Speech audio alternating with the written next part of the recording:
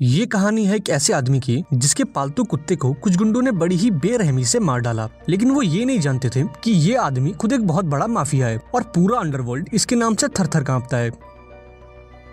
ये कहानी शुरू होती है जॉन विक नाम के एक आदमी से जो खून से लथपथ अपनी गाड़ी से बाहर निकलता है। वो एक दीवार के सहारे बैठकर अपना फोन निकालता है और फोन में एक वीडियो प्ले करता है।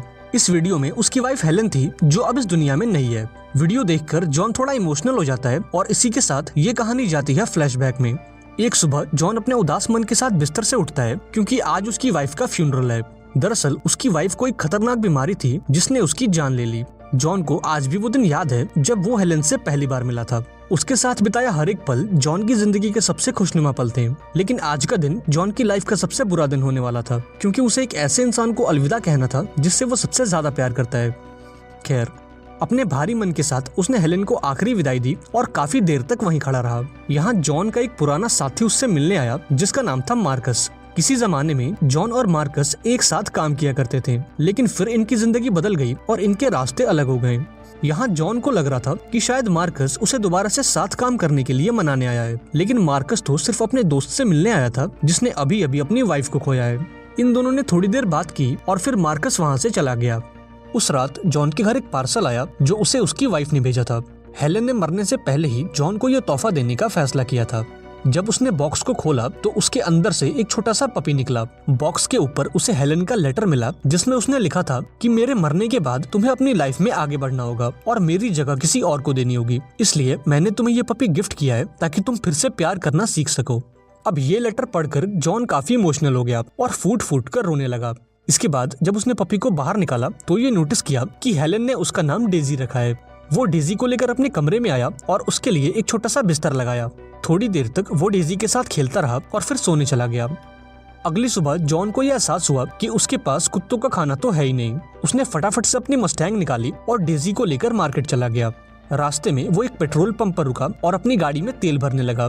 तभी वहाँ एक और गाड़ी आई जिसके अंदर जोरदार म्यूजिक चल रहा था। गाड़ी से योसेफ नाम का एक गुंडा बाहर आया जो इस देश के सबसे बड़े गैंगस्टर वीगो का बेटा था। योसेफ के साथी दुकान के अंदर चले गए और इधर योसेफ जॉन से बातें करने लगा। उसने जॉन के मस्टैंग की तारीफ की और उससे उसकी कीमत पूछी। इस पर जॉन ने कहा कि उसकी गाड़ी बिकाऊ नहीं है और वो इसे बेचना नहीं चाहता। अब गुस्से में योसेफ जॉन की खिड़की पर आया और उसे रशियन में गाली देने लगा। लेकिन अपने जॉन विक ने भी कोई कच्ची गोलियां नहीं खेली। उसने भी योसेफ को रशियन में गाली दी और वहाँ से चला गया। उस रात जब जॉन अपने कमरे में था तब डेजी जोर जोर से भौंकने लगी क्योंकि उसे बाथरूम जाना था। जब जॉन डेजी को लेकर नीचे आया तो उसे दो नकाबपोश लोग दिखे जो उसके घर में घुस आए थे। अभी वो कुछ करता इससे पहले एक तीसरे बंदे ने उस पर हमला कर दिया। अब इन तीनों ने मिलकर जॉन की जोरदार पिटाई करी और उससे उसकी गाड़ी की चाबी मांगी। लेकिन जब जॉन ने उन्हें कुछ नहीं बताया तो ये उसके घर में तोड़फोड़ करने लगे। इस दौरान डेजी एक टेबल के नीचे छुप गई, पर बदकिस्मती से एक गुंडे ने उसे देख लिया और उसकी गर्दन तोड़कर उसे मार डाला। इसके बाद वो जॉन के पास आया और अपने चेहरे से नकाब हटाया और अब ये खुलासा हुआ कि ये आदमी कोई और नहीं बल्कि योसेफ है। उसने जॉन को एक घूंसा मारकर उसे बेहोश कर दिया और उसकी गाड़ी लेकर वहाँ से चला गया। कुछ घंटों बाद जब जॉन की आंख खुली तब तक डेजी मर चुकी थी। डेजी की मौत के बाद जॉन पूरी तरह से टूट चुका था क्योंकि ये पपी उसकी वाइफ की आखिरी निशानी थी। थोड़ा रोने के बाद जॉन ने खुद को संभाला और डेजी की डेड बॉडी को अपने गार्डन में दफना दिया। उधर योसेफ जॉन की कार को लेकर ऑरेलियो नाम के एक आदमी के पास पहुंचा। ऑरेलियो एक गैराज चलाता है जहां वो गाड़ियों की रिपेयरिंग और उसकी मॉडिफिकेशन करता है। योसेफ ने ऑरेलियो से कहा कि मुझे इस गाड़ी के नए पेपर्स और एक नया नंबर प्लेट चाहिए। लेकिन जब ऑरेलियो ने इस कार को देखा तो वो फौरन समझ गया कि ये गाड़ी जॉन विक की है। उसने डरते हुए योसेफ से पूछा कि उसे ये गाड़ी कहाँ से मिली। यहाँ योसेफ ने उसे पूरी बात बताई कि कैसे उसने एक आदमी की गाड़ी चुराई और उसके कुत्ते को उसकी आंखों के सामने मार डाला। अब ये सुनते ही ऑरेलियो ने योसेफ को एक जोरदार थप्पड़ लगाया और उसे अपने गैराज से निकल जाने को कहा। अब गुस्से में आकर योसेफ ने भी उसे दो चार बातें सुनाई और वहाँ से निकल गया। इधर जॉन ने अपने घर की साफ सफाई की और फौरन ऑरेलियो के गैराज पहुंचा। उसने ऑरेलियो से योसेफ के बारे में पूछा, जिस पर ऑरेलियो ने बताया कि उसकी गाड़ी योसेफ ने ही चुराई है और उसके कुत्ते को भी उसी ने मारा है। ये सुनकर जॉन ने ऑरेलियो से एक सेकेंड हैंड गाड़ी खरीदी और योसेफ की तलाश में निकल गया। उस रात ऑरेलियो को वीगो नाम की एक माफिया का कॉल आया जो असल में योसेफ का बाप था। वीगो ऑरेलियो को गालियां बक रहा था क्योंकि उसने उसके बेटे को थप्पड़ मारा था। लेकिन जब ऑरेलियो ने बताया कि योसेफ ने जॉन विक की गाड़ी चुराई है और तो और उसके कुत्ते को भी मार डाला है तो वीगो बिल्कुल शांत हो गया और फोन कट कर दिया। अब जॉन विक का नाम सुनते ही वीगो का गुस्सा डर में बदल गया और उसे योसेफ की फिक्र होने लगी। थोड़ी देर बाद जब योसेफ घर लौटा तो वीगो ने उसे अपने पास बुलाया। उसने योसेफ को शराब का ग्लास दिया और फिर उसके पेट में एक जोरदार मुक्का मारा। योसेफ को समझ नहीं आ रहा था कि उसका बाप उसे क्यों धो रहा है। उसने पूछने की कोशिश भी की पर वीगो उसे धोता गया। थोड़ी धुनाई के बाद वीगो ने योसेफ से कहा कि तेरी गलती ये नहीं है कि तूने किसी की गाड़ी चुराई या किसी के कुत्ते को मारा, बल्कि तेरी गलती तो ये है कि तूने जॉन विक की गाड़ी चुराई और उसके कुत्ते को मारा। वीगो ने बताया कि किसी जमाने में जॉन विक उसके साथ काम किया करता था और पूरा अंडरवर्ल्ड उसे बुगीमैन के नाम से जानता था। जॉन विक कितना खतरनाक है वो इसका अंदाजा इस बात से लगा सकता है कि एक बार उसने एक पेंसिल को यूज करके 3 लोगों को मार डाला था। वो इतना खतरनाक था कि दुनिया भर के माफियाज भी उससे पंगे लेने में घबराते थे। जो काम सभी को इम्पॉसिबल लगता वो काम जॉन विक के बाएं हाथ का खेल था। लेकिन एक दिन उसकी मुलाकात हेलन से हुई और उसके बाद से ही उसने सारे गलत काम छोड़ दिए। जब योसेफ को जॉन विक की सच्चाई मालूम पड़ी तब उसे अपनी गलती का एहसास हुआ और डर के मारे उसका चेहरा पीला पड़ गया। वीगो ने योसेफ से कहा कि देख भाई, अगर जॉन विक तुझे मारने निकला है तो तेरे बचने के चांसेस तो 0 हैं, लेकिन फिर भी मैं तुझे बचाने की कोशिश करूंगा क्योंकि बदकिस्मती से तू मेरा बेटा है। अब योसेफ के वहाँ से जाते ही वीगो जॉन विक को कॉल करता है और मामले को सुलटाने की कोशिश करता है, लेकिन जॉन बिना कुछ सुने ही फोन को कट कर देता है। इसके बाद वो अपने बेसमेंट में जाता है और फर्श को तोड़कर अंदर से कुछ बंदूकें और ढेर सारे सोने के सिक्के निकालता है। इधर वीगो के पास कोई और ऑप्शन नहीं था, इसलिए उसने जॉन विक को खत्म करने का फैसला किया। उस रात उसने 12 हिटमैन की टीम को जॉन विक के घर भेजा ताकि वो उसे मार सके, लेकिन अपना हीरो भी इसके लिए तैयार बैठा था। उसने बड़ी आसानी से इन सभी को मार डाला और आखिरी हिटमैन को चाकू मारकर ये खूनी खेल खत्म किया। तभी जॉन के घर की घंटी बजी क्योंकि बाहर एक पुलिस वाला खड़ा था। इस ऑफिसर का नाम जिमी था और ये जॉन को पहले से जानता था। जब जिमी ने घर के अंदर लाशें देखी तो उसने जॉन से पूछा कि क्या उसने दोबारा से अंडरवर्ल्ड ज्वाइन कर लिया है, जिस पर जॉन ने कहा कि वो तो बस कुछ पुराना हिसाब किताब चुकता कर रहा था। अब ऑफिसर के जाने के बाद उसने कुछ लोगों को कॉल किया जो एक क्राइम सीन की सफाई और बॉडीज को ठिकाने लगाने में एक्सपर्ट थे, और इन लोगों ने पहले भी जॉन विक के लिए काफी सफाई की थी।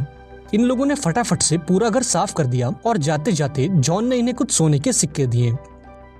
इधर वीगो जॉन विक के पुराने दोस्त मार्कस से मिला और उसे एक ऑफर दिया कि अगर वो जॉन को मार देगा तो उसे बदले में $2 मिलियन मिलेंगे। मार्कस को यह ऑफर पसंद आया और उसने खुशी खुशी जॉन विक की सुपारी ले ली। इसके बाद जॉन एक होटल में आकर रुका ताकि वो वीगो के गुंडों से बचा रहे। दरअसल ये होटल काफी खास है क्योंकि इसे सिर्फ अंडरवर्ल्ड के क्रिमिनल्स यूज करते हैं, और यहाँ का एक रूल है कि होटल के अंदर कोई भी खून खराबा नहीं करेगा, और अगर कोई ऐसा करता है तो उसे इसकी कीमत अपनी जान देकर चुकानी पड़ेगी। जब जॉन होटल के अंदर आया तो उसे उसकी एक पुरानी दोस्त पर्किंस मिली जो पहले से ही इस होटल में मौजूद थी। इस होटल के मालिक का नाम विंस्टन था और वो जॉन का पुराना दोस्त था। शाम को जॉन विंस्टन से मिला और उससे योसेफ के बारे में पूछा। यहाँ विंस्टन ने बताया कि योसेफ हर रात रेड सर्कल नाम की एक नाइट क्लब में पार्टी करता है। इन्फॉर्मेशन मिलते ही जॉन ने ढेर सारे हथियार इकट्ठा किए और फटाफट से उस नाइट क्लब में पहुंचा। सबसे पहले उसने 2 गार्ड्स को मारा जो योसेफ की पहरेदारी में लगे थे। इसके बाद वो नीचे गया और जिस किसी ने भी उसे रोकने की कोशिश की, जॉन ने उसे मौत के घाट उतार दिया। इधर योसेफ महंगी दारू और खूबसूरत लड़कियों के बीच अपनी रात गुजार रहा था कि तभी वहाँ जॉन विक पहुंचा। उसके आते ही वहाँ जोरदार गोलीबारी शुरू हो गई और जॉन ने बड़ी ही सफाई से योसेफ के कई गार्ड्स को मार डाला। हालांकि योसेफ मौका देखकर क्लब से बाहर आ गया और एक गाड़ी में बैठकर वहाँ से फरार हो गया। इधर जॉन ने उसके एक एक आदमी को चुन चुन कर मारा, लेकिन इस दौरान एक चाकू से भी लग गया। इसके बाद वो अपने होटल में वापस आया जहाँ एक डॉक्टर ने उसकी मरहम पट्टी करी। फिर वो अपने कमरे में गया और थोड़ी शराब पीकर अपने दर्द को आराम दिया। उस रात मार्कस सामने वाली बिल्डिंग के छत पर गया और वहाँ से जॉन पर निशाना लगाकर बैठ गया। तभी उसने देखा कि कोई चुपके से जॉन के कमरे में घुसने की कोशिश कर रहा था, और ये देखते ही उसने जॉन को सावधान करने के लिए गोली चला दी। ये इंसान कोई और नहीं बल्कि जॉन की पुरानी दोस्त पर्किंस थी। पर्किंस ने जॉन पर कई गोलियां चलाई, लेकिन जॉन बड़ी ही सफाई से उनसे बचता गया। यहाँ पर्किंस ने बताया कि अगर मैं तुम्हें इस होटल के अंदर मार दूंगी तो वीगो मुझे $4 मिलियन देगा। जल्द ही इनकी हाथापाई शुरू हो गई, लेकिन जॉन ने घायल होने के बावजूद भी पर्किंस को धर दबोचा और उसके सर पर बंदूक लगा दी। यहाँ पर्किंस ने अपनी जान बचाने के लिए जॉन को वीगो के बारे में कुछ इन्फॉर्मेशन दी। उसने बताया कि वीगो अपने सारे पैसे और जरूरी फाइल्स को एक चर्च के बेसमेंट में छुपा कर रखता है। अब ये इन्फॉर्मेशन मिलते ही उसने पर्किंस को बेहोश कर दिया और बगल वाले कमरे में मौजूद अपने दोस्त हैरी से पर्किंस पर नजर रखने को कहा। इसके बाद वो उस चर्च में आया जहाँ वीगो ने अपना खजाना छुपा कर रखा था। चर्च में घुसते ही उसने सभी गार्ड्स को मार डाला और वहाँ के नकली फादर को धमकाकर उसे तिजोरी तक ले गया। उसने तिजोरी में मौजूद लेडीज को बाहर निकाला और वीगो के पूरे खजाने में आग लगा दी। जब वीगो को इस बात की खबर लगी तो वो भागा भागा उस चर्च पर पहुंचा, लेकिन अपना जॉन विक यहाँ पहले से मौजूद था। उसने उन सभी पर गोलियों की बारिश कर दी और वीगो के सभी गार्ड्स को एक एक करके मारता गया। लेकिन बदकिस्मती से एक गाड़ी ने जॉन को टक्कर मार दी और वो जमीन पर गिरकर बेहोश हो गया। जब जॉन की आंख खुली तो उसने खुद को एक चेयर से बंधा हुआ पाया। वीगो ने जॉन को पकड़ लिया था पर उसे जान से मारा नहीं। दरअसल वो ये जानना चाहता था कि जॉन एक छोटे से कुत्ते के लिए इतना सब कुछ क्यों कर रहा है। इस पर जॉन कहता है कि वो सिर्फ एक नॉर्मल कुत्ता नहीं था, बल्कि मेरी वाइफ की आखिरी निशानी थी और यूसुफ ने मुझसे वो भी छीन लिया। वो वीगो से कहता है कि अब तेरे पास केवल 2 रास्ते हैं, या तो तू मुझे यूसुफ का पता बता दे या फिर उसके साथ साथ तू भी गोली खा। यहाँ वीगो ने अपने गुंडों को जॉन को मार डालने का ऑर्डर दिया और खुद वहाँ से चला गया। इधर ये दोनों गुंडे जॉन को एक प्लास्टिक बैग में दबोचकर उसका दम घोटने लगे। उधर मार्कस सामने वाली बिल्डिंग में ही मौजूद था और ऊपर से ये सब कुछ देख रहा था। उसने समय रहते गोली चला दी और उनमें से एक गार्ड को मार डाला। इधर जॉन ने भी अपना कमाल दिखाया और उस दूसरे गार्ड को चित कर दिया। इसके बाद वो एक बंदूक लेकर बिल्डिंग से बाहर आया और वीगो की गाड़ियों पर गोलियां बरसाने लगा। उसने गाड़ियों में मौजूद वीगो के सभी गुंडों को मार डाला और फिर वीगो से यूसुफ का पता पूछा। अब डर के मारे वो जॉन को बता देता है कि मैंने यूसुफ को ब्रुकलिन के एक सेफ हाउस में छुपा कर रखा है। इधर यूसुफ अपने दोस्तों के साथ मजे कर रहा होता है और घर के बाहर कई हथियारबंद गार्ड्स उसके सिक्योरिटी में तैनात होते हैं। अब जल्द ही जॉन भी इस लोकेशन पर पहुंच गया और इन सभी गार्ड्स को एक एक करके मार डाला। जॉन ने उनकी सभी गाड़ियों को बम से उड़ा दिया ताकि इस बार यूसुफ यहाँ से भाग न सके।